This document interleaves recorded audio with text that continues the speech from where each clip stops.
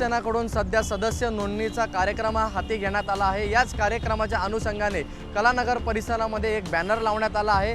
या बॅनरवरती सदस्य नोंदणीचे एक आवाहन केलं आहे। पण दुसरी महत्त्वाची गोष्ट म्हणजे या बॅनरवरती एका बाजूला उपमुख्यमंत्री एकनाथ शिंदेंचा फोटो आहे, तर दुसऱ्या बाजूला उद्धव ठाकरे कार्यकर्त्यांना शिवबंधन बांधतायत असा फोटो आहे।